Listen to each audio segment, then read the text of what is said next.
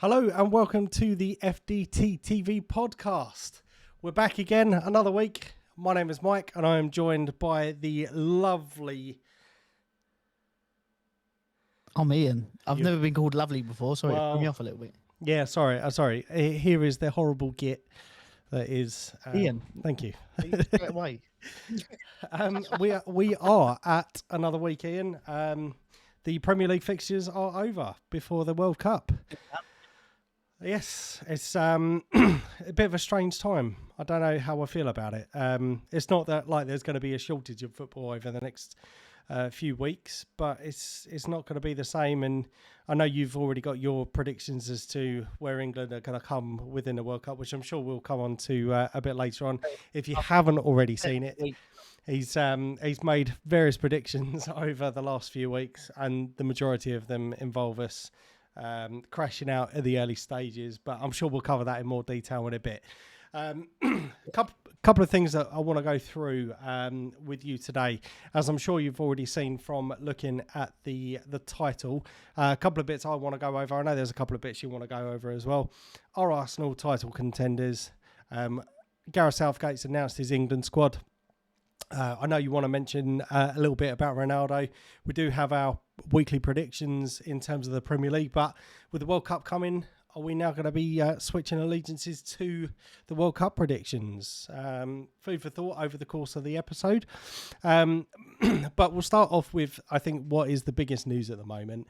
A little bit has come out in about Ronaldo over the last 24 hours, about him giving a damning insight into Manchester United, and to be honest, in fact, I'm not going to steal your thunder. I'm going to let you take this one because I know you've done a bit of research on this, so I'll let you drive on this one. So Ronaldo has done an expose, so to speak, for those of you who haven't seen it, with Piers Morgan on his request, and it's a little bit throwing United in front of the bus. Now, what I would say is, don't believe the titles that are in the blogs and in the news outlets and the papers for headlines. And the reason I say that is because they've taken some of what he's said and sensationalized it and made it worse than it is. I think what he's done is taken his fate into his own hands, so to speak, and is trying to force a move. Now, is that the right thing to do? No. But I've watched lots of clips and I've watched lots of bits and pieces about it, of things that have been said by him and his team. Manchester United are seeking legal advice before they respond. But the big thing is, media outlets are jumping on. He's ruined his Manchester United legacy. Now, having listened to the words he said that come out of his mouth, not the words that come out of Piers Morgan's mouth, he has thrown the board under the bus. He has shown their true colours to the public, to the Manchester United fans, to everybody. And seeing as Manchester United fans want them out the club, I think they're all jumping aboard that, you shouldn't be doing that. No one likes their dirty laundry to be aired to the public. But actually, in the long term, it may help them get what they want. So a couple of things that I picked up on that were major. The first one was, obviously, he was absent from pre-season training. Mm-hmm. The reason for that is his 3-month-old daughter was in hospital, very ill. He wanted to be with his family at that time, which I'm sure there was not a single person could not sort of empathise with that. There are more important things in football. The senior officials at the club have said to him they don't believe that that's true, and they believe he's just throwing his toys out the plan. Now, if that is the case, and that is exactly what's happened, that's horrific from a moral standpoint. And I understand that why he's brought that up. Piers Morgan has asked him whether he people are trying to force him out of the club, and he said, I can't say that for definite, but that's the impression that I'm being given.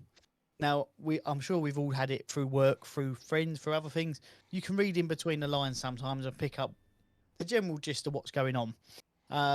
But again, from senior officials at the club, he's talking about the board level there, not at the coaching level. What he has also said is nothing at that club has changed since he was 21 to 23. Now that's 12 years ago now, when he was there in his first stint.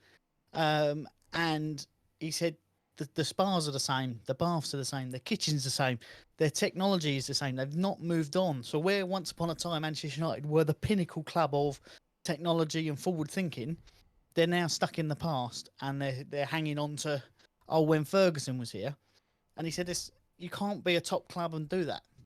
So overall, he's gunning for the Glazers, which Manchester United fans have been doing for years. Mm-hmm. So the fact that any of them have come out and said he shouldn't be doing that is farcical, as far as you ask me. But yeah, is this the start of the beginning of the end for the Glazers, so to speak, with real public opinion at them? Because whatever they respond isn't going to look good. Mm. To be honest, that's my opinion. There's 2 points I want to make. One, I thought the Glazers were already looking to up sticks and Foxtrot Oscar at some point in the near future anyway. I thought it was, unless I'm getting my wires confused, it might be Ed Goodwood or I don't know. I thought one of them was saying that they were going at the end of the season or something like this anyway. I might be getting my wires completely crossed. But just touching on that last point, because that was the bit that I heard when he was talking about all the facilities, nothing else has moved on. I think that is a damning indictment as to where Manchester United currently are and why they've potentially been struggling for the last 10 years or so. Obviously, I think it was 2012, 2011, 2012, or it was around about that time that they won their last Premier League. So that was probably right at the end of Alex Ferguson's reign. And it does. Well, for me personally, I think it is a damning indictment as to why the club hasn't been as successful over the last 10 years or so, because their technology and stuff hasn't moved forward. If they're running on the same technology, they're not adapting their nutritionists and all this sort of stuff, you're going to be kind of at the level you were 10 years or so ago. So that was the thing that I picked up on that. And I think there's a 2-part series or a 2-part documentary where they're airing the interview in full this week, later on this week, Wednesday, Thursday or Thursday, Friday. It'd be an interesting listen to, actually. I'm definitely going to... I mean, there's a lot of clickbait around it, and I get that because it is a big talking point within football.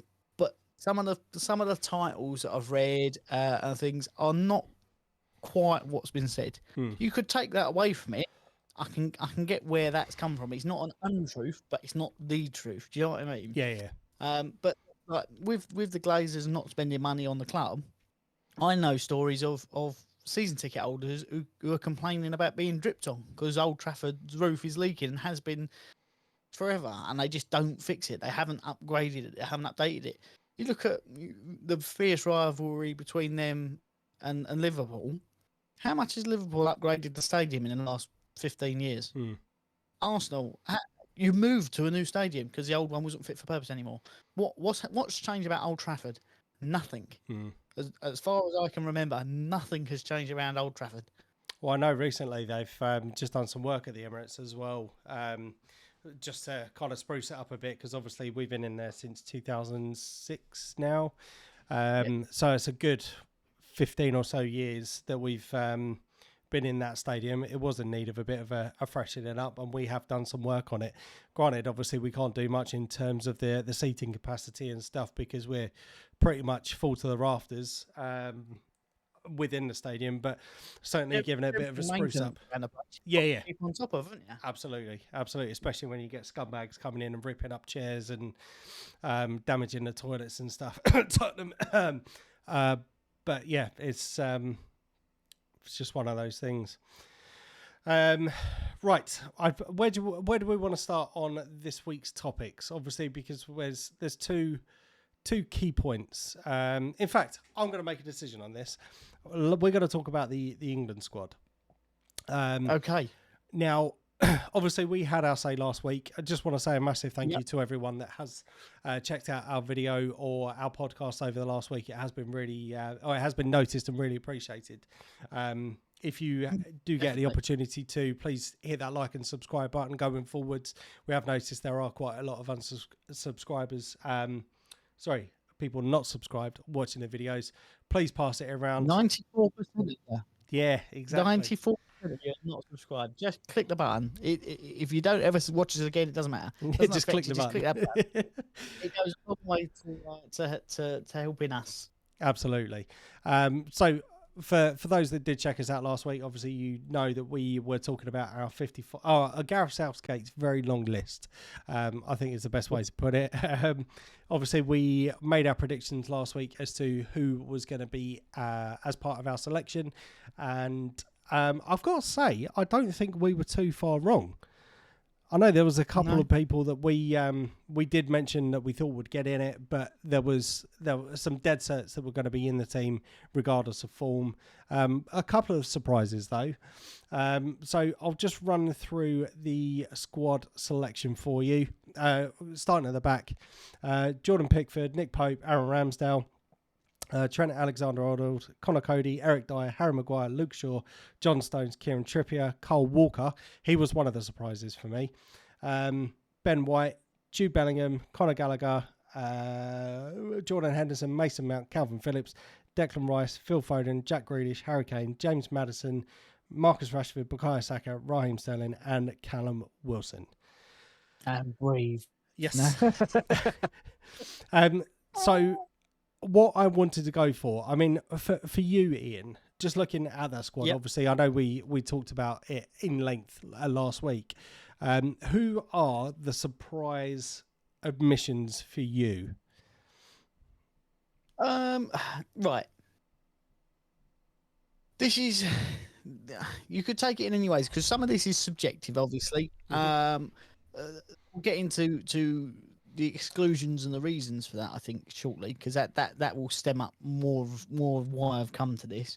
For me, I would say that at this point in time, Raheem Sterling, Jack Grealish, Conor Gallagher, Calvin Phillips, Jordan Henderson, Harry Maguire are the big ones. And Connor Cody would sort of go on that list as well. But when you look at Everton playing, he has been playing very well at the back with Tarkowski. They've just not been able to put the ball in the back of the net. So he's sort of on the fence. But some of the sort of the staple names of the England squad over the last couple of tournaments, I don't think should be in there anymore. Okay. Who's a surprise one for you? Okay, so for me, surprised, but I am really glad he's made it in there. Ben White. It was something that we were discussing last week. I think he's been absolutely exceptional for us in the defence this year. Obviously not playing in his natural position, does offer us some options out on the wide with overlapping runs with Bukayo Saka, all stuff I said last week. But I am really happy he is in there because obviously he can play multi-role in centre-back and the right-back position.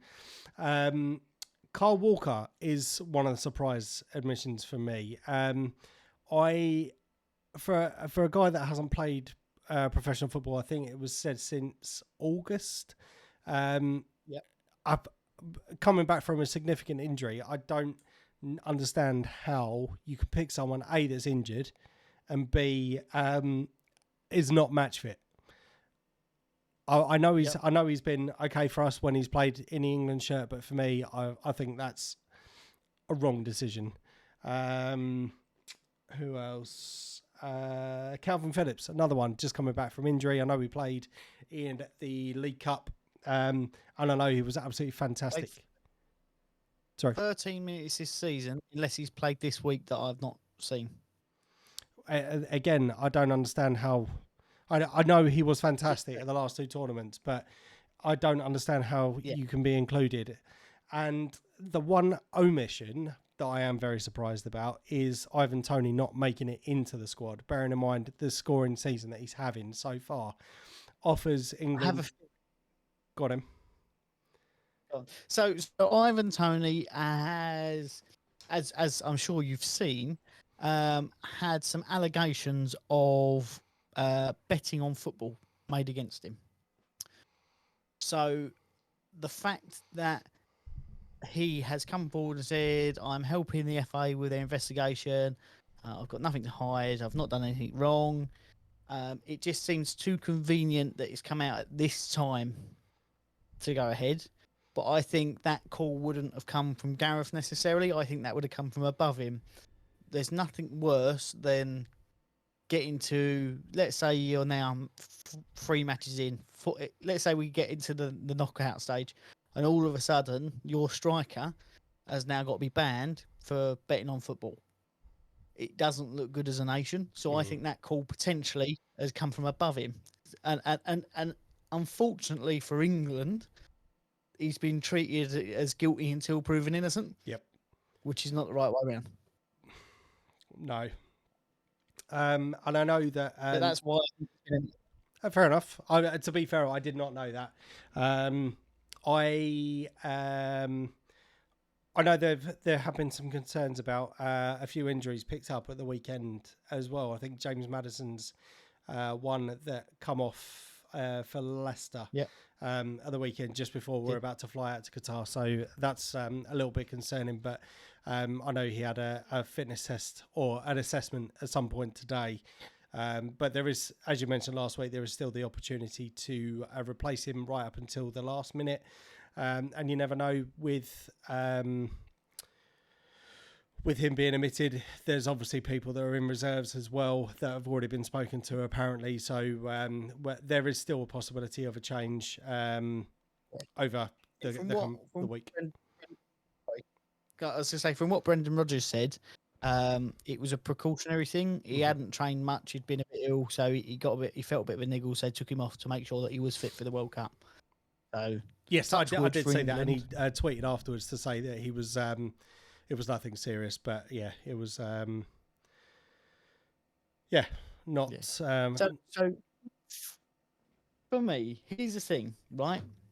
Tammy Abraham, or Abrahams as I've called him for years, has been omitted, and I would say rightfully so. And the reason that Gareth Southgate gave was he's not in form at the minute, which in some circumstances I can go with. However, as you see from the new ability on our YouTube channel, I did put a status up and it read like this: can't get my head around it. Southgate either needs media training or has lost the plot. Abraham isn't going because he's out of form, but Maguire is going, who can't get in the United squad, and Phillips has only played like 15 minutes all season. So I don't know what's going on, but Southgate, and more people I have spoken to and seen things of, has lost the confidence of a lot of people, which is why I think there's not been so much hype around this tournament. I think everyone's sort of quietly reserved in the fact that this is going to could be awful. If he'd said, I've got an abundance of strikers to choose from, and out of all of them, he's the least in form, so it would be unfair to take him over the likes of Toney and Wilson, Rashford. Fair enough. But to say, oh yeah, he's just not in form, you're taking Calvin Phillips, Carl Walker, as you said, Harry Maguire. What the fuck is going on? How can you say you're only taking players in form when none of those players are playing? It baffles me. I mean, Liverpool have been awful this season. Jordan Henderson, I don't even know if he's in the squad, but he's going. Conor Gallagher, all right, he scored a goal, but he's also got 2 red cards, I think. It's just, I can't get my head around it. I really can't. It's just, I don't know if he really knows what way's up anymore. Do you know what? I've got my favourite. Go on. I was just going to say, there's obviously it's been a bit of a hot topic over the last few days. There's people that are questioning his decisions, people phoning up to various sporting outlets and giving their opinions as to what they think of the squad. There's obviously people that are going to challenge his decisions, and I think, well, you're obviously allowed to because everyone's allowed an opinion. It's very hard or it's going to be very hard for Gareth Southgate to be able to justify those positions until they start putting it out on the pitch. Obviously, we know about the last couple of Nations League fixtures. We were fucking terrible. So again, from the heights that we had of the World Cup semi-finals, the finals in the Euros, it's kind of a bit of a burst bubble. Watching those Nations League games, and some of the players that obviously have featured in those are players that have been called up for this squad. So it does again make it very hard for people to get excited about the upcoming World Cup. Now, I think where either Southgate gets it right and we go deep into the competition, and he can give the final two-finger salute to everyone, just say for argument's sake, if we win it, and go, there you go, my squad selection, why did you ever doubt me? But if your prediction is correct, is going to fall flat on his face, and I wouldn't be surprised if this is his last tournament and they go, no, thank you very much. Let's put it this way: if he turns around and wins this tournament, right, with the players that I've mentioned, the Maguires of this world, playing a key role in it, I will write every single player that I've tarnished and Gareth Southgate a formal letter of apology. Officially, I will send them a letter of apology. I'm sorry I ever doubted you, and I know nothing. And but only if they win. If they do what I've said, I expect as a patron of England, I expect a letter of apology from all of them. And the bit that wound me up the most, right? The bit that wound me up the most is, you know, that we're going to go out with playing free at the back, being with some of the attacking talent we've got on show. We're going to play three bloody defenders with two wing backs, right? Harry Kane in the paper has made a comment. We all know we can go out and win this thing. What is he on about? I know confidence is key, and we've been banging on about it, but sometimes Tottenham players should shut their mouths. They've not won anything. He's never won anything. How can you say we can go and win this? You don't know what winning is. Yep. Thumbs up, he's not winning. You might get a medal, but that's not. That doesn't mean you've won. No. And let's be honest. The only thing he has done is won the Golden Boot, and we know for a fact that the majority of his goals come through penalties, where he's been a diving, cheating scumbag. But sorry, I didn't go that far this week. No. But give me a couple of days. Let's get 2 games in, and then I'll call him that. I'm allowed to. I'm an Arsenal fan. But no, I get what you're saying. It is extremely frustrating, and I suppose from the past 2 tournaments experience, obviously we made it to a semi-final and a final. We lost on the final on penalties, and I think we were very sloppy in the second half for the game against Italy, and I think it was the Czech Republic that we lost to in the last World Cup. Again, went 1-0 up and become a little bit too complacent. So I think what we need to do... What are you smiling at? Nothing. Oh, okay. Have you done did you poo yourself or something? I did a really bad fart, but I don't know if he picked it up. It was one to be proud of as well. I was trying not to giggle and interrupt your flow, but I did. So that's all right. That was fine. Yeah. So technically, I suppose we do have the ability to go and win it. We've just got to prove it, and I think the way we prove it, as I said, is doing it on the pitch. We've got to stop being this all defensive thing. We haven't got the right caliber of players. Obviously, we're taking some injured players and stuff. That we need to obviously score more than we concede, because let's face it, with some of the players that we've got in there, we are going to concede in the defence.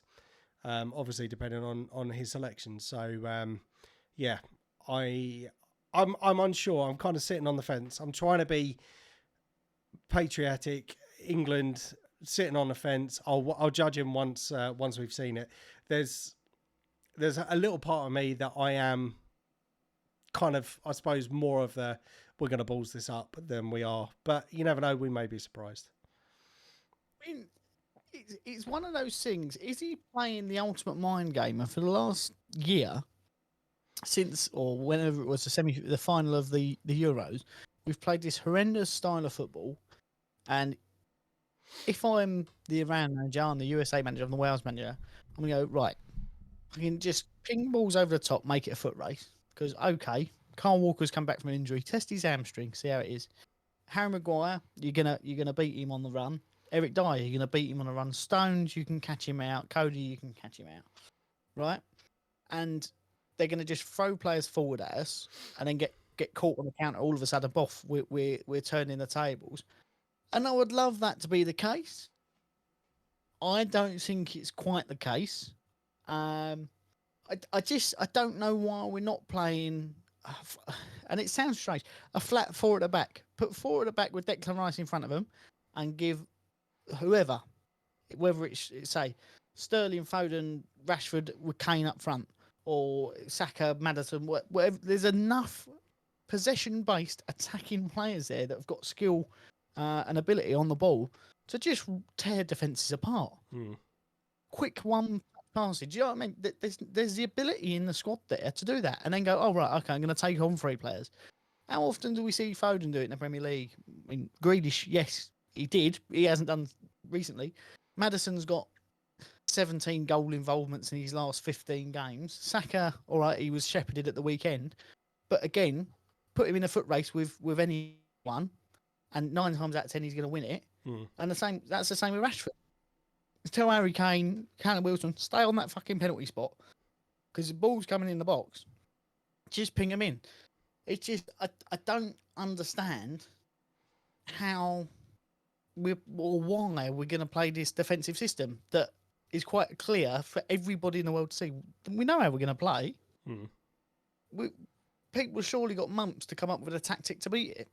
It frustrates me. And I really, don't get me wrong, as much as I'm moaning about it, I really want to be writing letters of apology at the end of it. I really do. I can't see it. Not with Southgate in charge. I guarantee Harry Kane's going to be taking corners as well, or something ridiculous like that again. Yeah. Set piece specialist. We'll have James Maddison in there, set piece specialist, and he'll stick Harry Kane on free kicks or, as you said, corners. I like I said, I'm kind of sitting on the fence with it. I know I'm trying to be positive minded about it, and you never know. Come Monday, 1 o'clock, 3 o'clock, we should know roughly how we're going to set up, because obviously our first game's on Monday. By the time we record this next podcast, we will know what our first result is in the World Cup. I hope it's a good one. And obviously, we'll just have to watch this space until then. Now, have you got anything else you want to add on the England topic? No, not the England topic. Are you sure?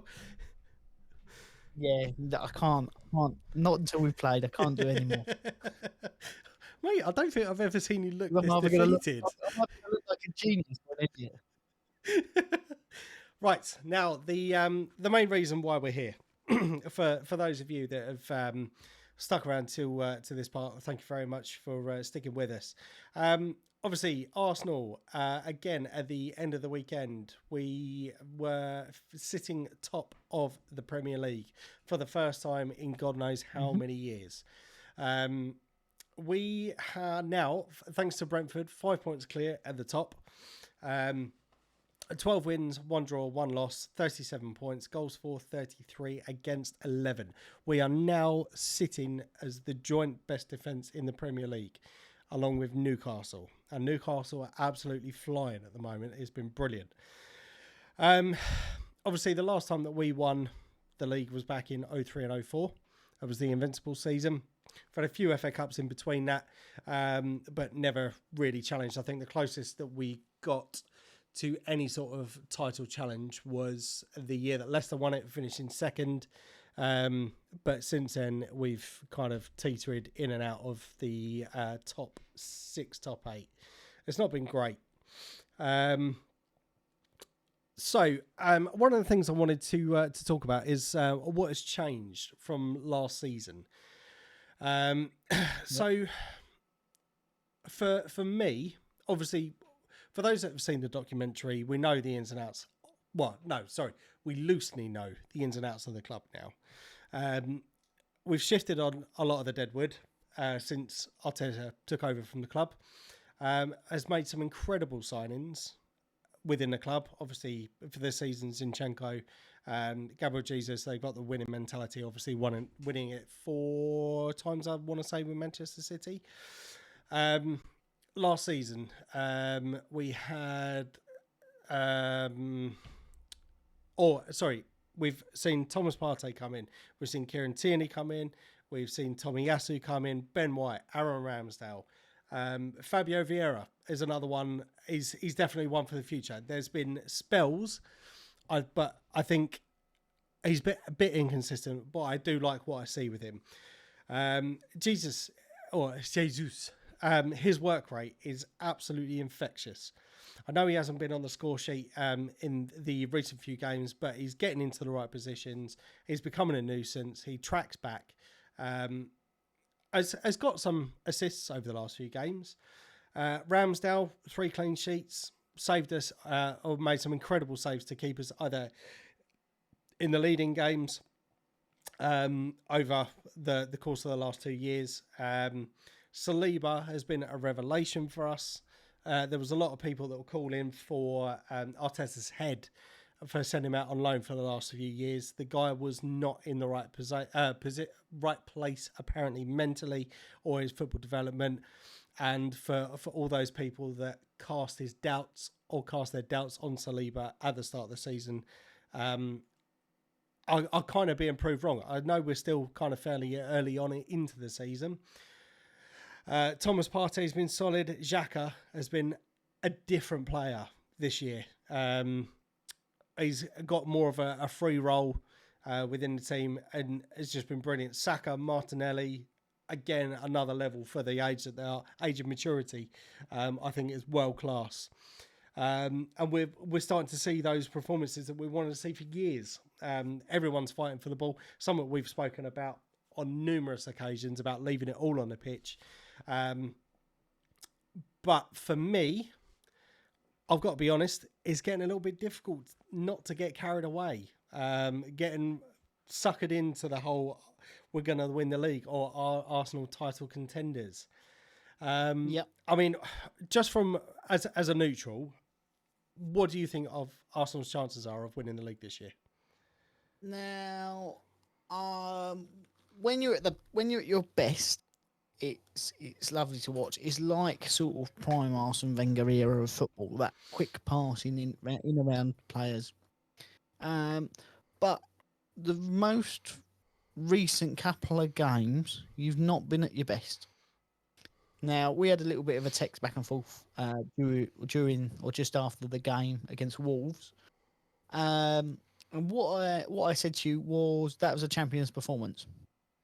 And now, what I mean by that is that's not necessarily that you were the best team.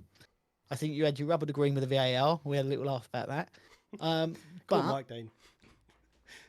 But at your, I would say that was one of your poorest performances of the season against a Wolves team who seem to be a bit more resolute than they have been. I think that was Wolves' best performance of the season.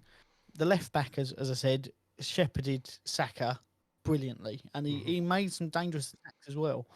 But even when you're at your worst, you're not the best team on the pitch. You've won the game. Mm-hmm. That's how championships are won.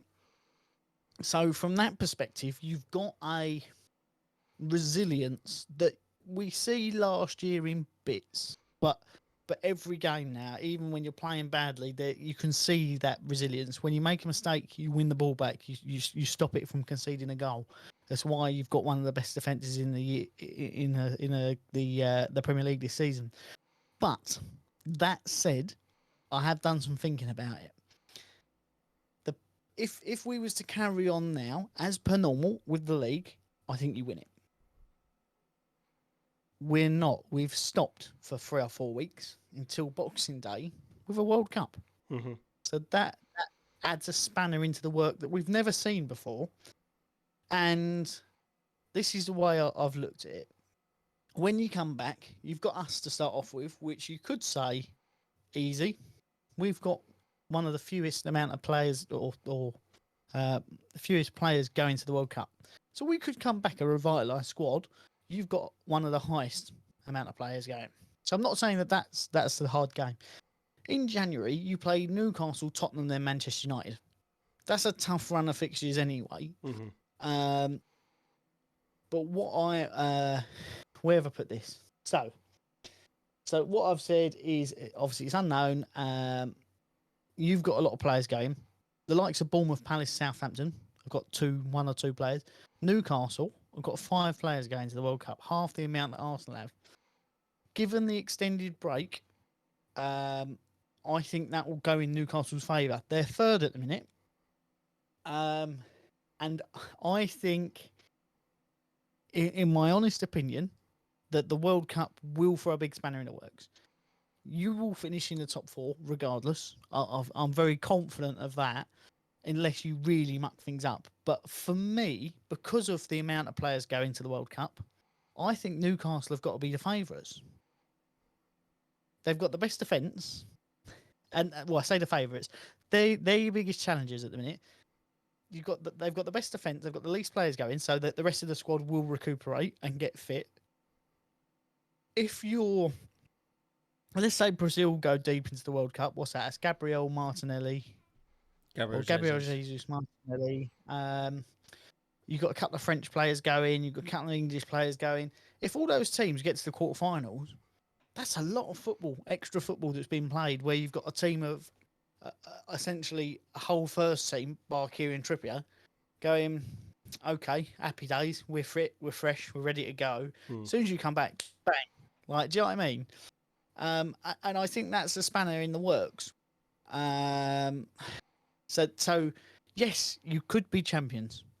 I have no doubt about that. You have the attitude of the champion. You have the resoluteness of the champions. But the World Cup is the big question mark for me. No, I completely agree with you. And when I was walking my dogs earlier, I bumped into a Tottenham fan. We were just having a chat as we were walking around. And don't worry about them. They're got it anyway. No, it was more to the point. If he asked the question, do I think Arsenal will carry on? And this is something I've said over the last couple of weeks. I'm trying to be as reserved and as realistic as I can. And I even mentioned it on the podcast last week. There's no point in us getting carried away as it stands. We've still got to play Man City twice. We've got to play Newcastle, as you mentioned. We've got to play Tottenham again at their own stadium. Tottenham are no mugs. They are grinding out results. I mean, we saw at the weekend, they were 3-2 down or something, ended up winning 5-4 or whatever it was. And it's that as crap and as negative as football as they are playing at the moment, they are still grinding out results. And we always seem to struggle when we go to the Tottenham Hotspur Stadium. Easy for me to say. So I no doubt that we are going to drop points over the remaining course of the season. We're 14 games in. We should be 15, but obviously the game against City was put back because of the Queen passing away. But on the flip side of that, Manchester City, as good a squad as they have been dropping points. Could we go to, or could Manchester City come to us and we get a draw or a better result? There's every likelihood of that. Yeah. Especially if one or two of their players pick up injuries and stuff, they are leaking goals. I think we have capitalised in the right times. Obviously, we've only lost one game against Manchester City. We played absolutely phenomenally on that game. It was just unfortunate that Manchester United were a lot more prolific in front of goal as we were, and managed to capitalise on a couple of really decent counter-attacks. Obviously, the draw that we picked up a couple of weeks ago, but there was a massive amount of pressure on us at the weekend. Brentford went to the Etihad and beat Manchester City. We then had it all to play for in that game. And Wolves have obviously got a new manager coming in. He was at the game on Saturday, so it could have been... I know he didn't take charge until today, but there was obviously the opportunity for the players to impress the new manager, to show what they can do, and it's probably the lift that they needed. But even still, as difficult as they were to break down, we did eventually break them down. Now, I am, like I said, I'm trying not to get too ahead of myself, but I can't help but starting to get a little bit excited about the prospect of us winning the title this year. We've had so many people going, oh, but once you play this team, this is going to be the real test. And we've come through those tests. Not necessarily, no, with flying colours. We were, I would say, on the most part, dominant against Liverpool. I know we conceded a couple of silly goals, but we were dominant against them. Absolutely pissed all over Tottenham. Chelsea, it was a dominant game. I know it was only a low-scoring game, but we were dominant throughout the 90 minutes of that game. So it's just to give myself a bit of a reality check. I know top 4 for us is still the end goal. I think at the very minimum we will get top 4. And I think some Arsenal fans will feel cheated with the position that we're currently in now. And no doubt we'll get stick from other team supporters or other teams because of the position we are in now. However, on the flip side of that, everyone is coming out and saying, you're not going to win the title. You're not going to win the title. So therefore, if we don't win the title, I don't think we've got anything to feel hard done by, because no doubt we'll strengthen next year and we'll come back fighting again. Does that make sense? So Yeah. So yeah, it does make sense. But say at the beginning of the season, I want a top 4 finish. Mm-hmm. That's what I want. Anything better than that is a bonus. Yep. So the fact that you're going into this break top of the pack, you got to let it feel good. I mean, I don't know if you remember, West Ham were massive last year. Not so massive this year. But it's okay to dream a little bit and to have fun with it. But it's just one of those things. I mean, you said about if you have a bit of a crash and finish 4th. The top 5 for me, which is Arsenal, City, Newcastle, United, and Tottenham, not necessarily in that order, are the top 5. That's how the Premier League's going to finish. Not necessarily, say, the order they're in now.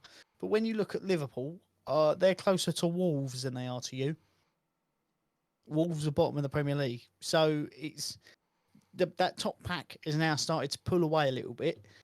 And yeah, as I said, I think it really does depend on the World Cup. Mm. It really does. Injuries, say fatigue levels, things like that. It just really depends. You think that when they come back from the World Cup, people have extended breaks. They don't do pre-season because they played in the World Cup. Not this time round. No. Straight back into the Premier League. You ain't got time to have a break. That's not necessarily physically, mentally, that's going to be hard for some players. Hmm. Yeah, I do completely agree.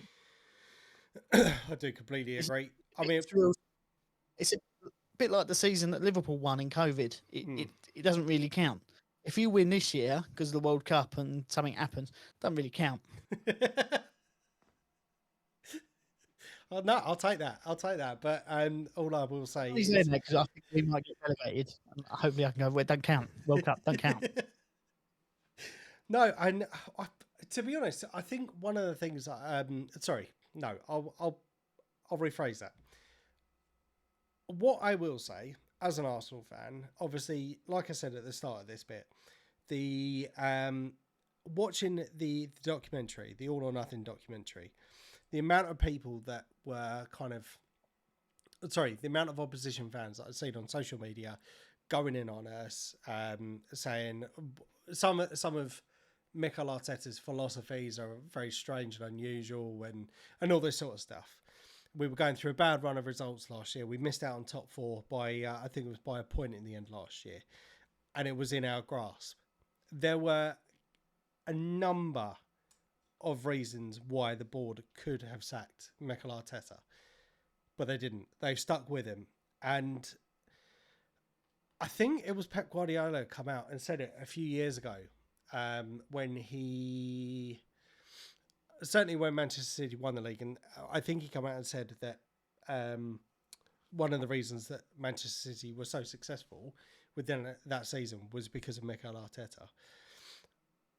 He seems to be, as you said at the start of this, there are glimpses of Mikel Arteta. There's glimpses of Arsene Wenger when he was fairly new within the Premier League scene back in the 90s. Quite avant-garde for the time period, and I can't praise the board enough for backing him in the transfer market, backing some of his decisions to clear out the deadwood. Yep. And yeah, I think Arsenal fans now, this whole trust the process business, a load of people were jumping on the fuck the process bandwagon last year when it wasn't going so well. Piers Morgan, I think, is a perfect example of this. I was calling for Arteta's head when they let Aubameyang go and was basically licking Aubameyang's backside when he was scoring goals at Barcelona. And then now all of a sudden, Arsenal at the top of the league, and he's like, "Oh, I'll never distrust the process again." Blah blah blah. I can guarantee you, if we started having a bad run of fixtures, it'll be, it's time for Arteta to go, as will a lot of fans. Do you know what I mean? But yeah, I think come January, obviously we're still sitting on top of the pack now. We've got you on Boxing Day, and then as you said, we've got a hard run of fixtures. So we need to definitely strengthen in January, and I'll be interested to see what positions we look out for, whether we actually get the signings that we want to do, because I think there are still a few players within the 25-man squad that are a little bit below the level of where we should be, or where they should be, and the presence can definitely be felt. I think the League Cup was a perfect example of this, where we got beaten. It was all fringe players and second tier players, and we weren't great, if I'm being completely honest. They had their opportunity to step up and show Mikel Arteta, I am here, don't forget about me in the Premier League. Reece Nelson was a perfect example of it, but they haven't seized that opportunity. So do I think we'll finish as champions? I can only dream, but I definitely think we'll top four 100%.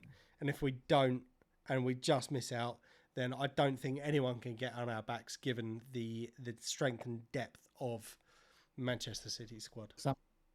So speaking of Manchester City, obviously Erling Haaland, he's tearing up the Premier League.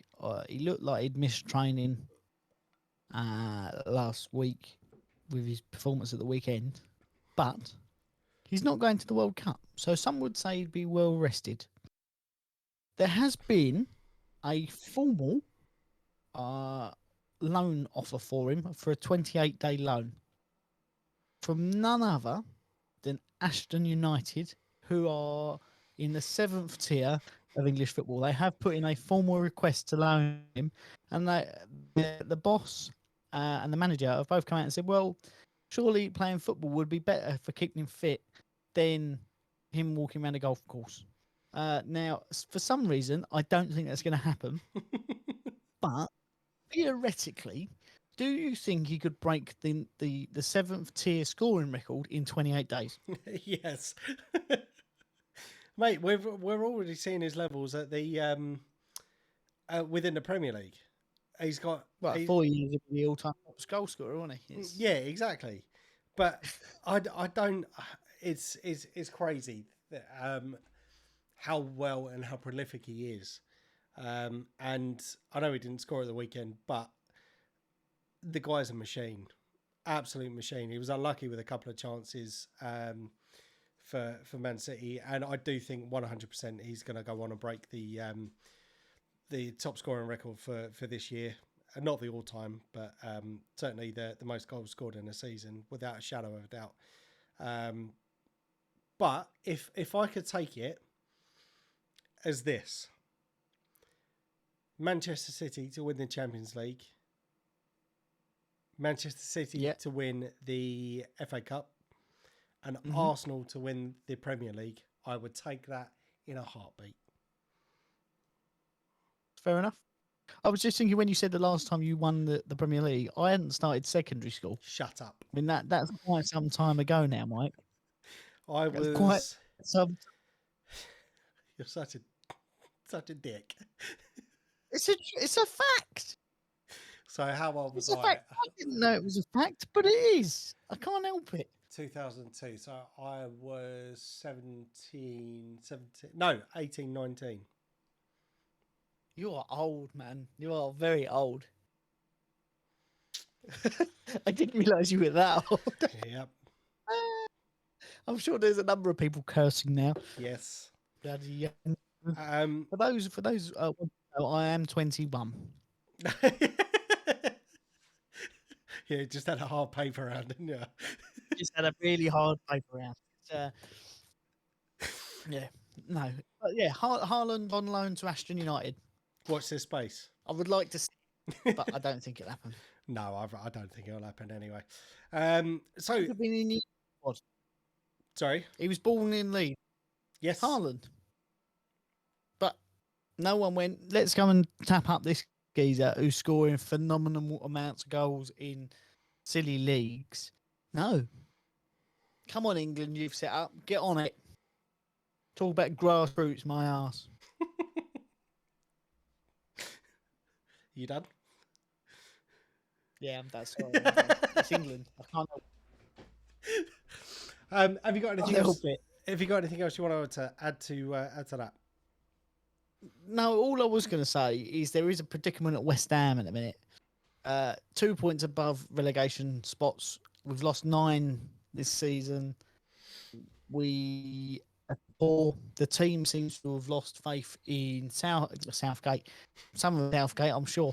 But the team have lost faith in Moyes by the looks of it. The faithful have lost faith in Moyes. But it leaves with a tricky prediction or a tricky situation. Do you sack him and be a little bit of a unknown as to who's going to take over and if they're going to keep us up? Or do you go, he's probably not going to get us relegated and hope that he doesn't? Third biggest spenders in the Premier League this year so far. Can't blame the board this time. Something's got to change at West Ham, but we'll get onto that a different week. Maybe we'll do that next week. Maybe. Depends on the England result and how miserable it makes me. Okay. Yeah, well, let us know in the comments what you think, what should happen at West Ham United. Should they sack Moyes over the coming weeks, looking for a replacement into the World Cup? Or do we wait until further down the line on the hope that results start to improve for West Ham? Like I said, leave your comments down on any of the topics that we've spoken about this evening. Again, thank you very much for tuning in and getting this far. If you have made it this far, we really do appreciate it. Remember to hit that like and subscribe button and click the notification bell for future videos. But until then, I've been Mike. I've been Ian. And we'll see you very soon. Take care.